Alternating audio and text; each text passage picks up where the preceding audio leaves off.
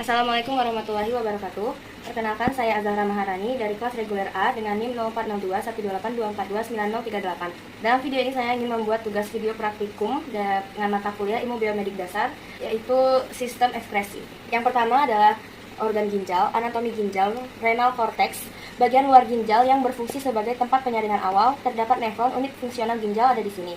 Lalu renal medula, bagian dalam ginjal yang terdiri dari beberapa struktur berbentuk piramida yang disebut renal pyramids. Renal pyramids ini mengandung banyak nefron. Urin yang terbentuk di nefron dikumpulkan di sini sebelum menuju ke sistem pengumpulan. Renal columns adalah jaringan yang memisahkan renal piramid satu sama lain, memiliki fungsi mendukung struktur ginjal. Dan renal pelvis ini merupakan ruang di bagian dalam ginjal yang menjadi tempat pengumpulan urin sebelum diteruskan ke ureter. Ureter adalah saluran yang mengalirkan urin dari ginjal ke kandung kemih. Dan major calyx dan minor calyx, struktur yang mengumpulkan urin dari renal pelvis tadi. Minor calyx mengumpulkan urin dari piramida, sedangkan major calyx mengumpulkan dari beberapa minor calyx. Dan lalu ada renal artery dan renal vein. Renal artery membawa darah kaya oksigen, sedangkan renal vein membawa darah yang telah disaring kembali ke sirkulasi. Dan terakhir adalah fibrous capsule, merupakan lapisan pelindung di bagian luar ginjal yang memberikan perlindungan.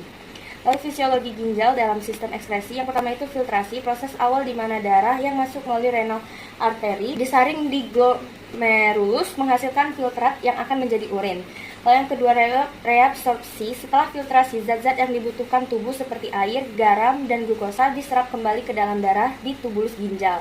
Dan sekresi, proses di mana zat-zat sisa dan racun ditambahkan ke dalam filtrat untuk dikeluarkan dari tubuh.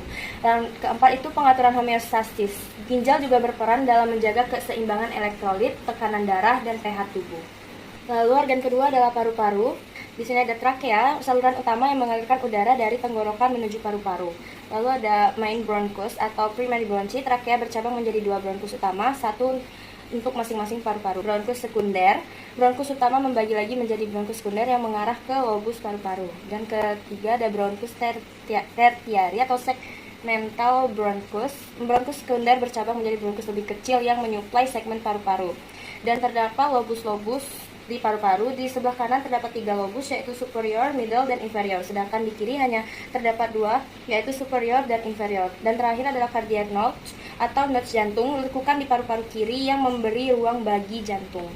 Adapun fisiologi paru-paru dalam sistem ekskresi itu adalah pertukaran gas. Paru-paru berfungsi untuk mengambil oksigen dari udara dan mengeluarkan karbon dioksida yang merupakan produk limbah dari metabolisme. Yang kedua ada difusi, oksigen dan karbon dioksida berpindah melalui membran alveolus ke dalam darah dan sebaliknya dengan mekanisme difusi. Lalu regulasi pH, paru-paru membantu mengatur pH darah dengan mengontrol kadar karbon dioksida yang mempengaruhi keseimbangan asam basa tubuh.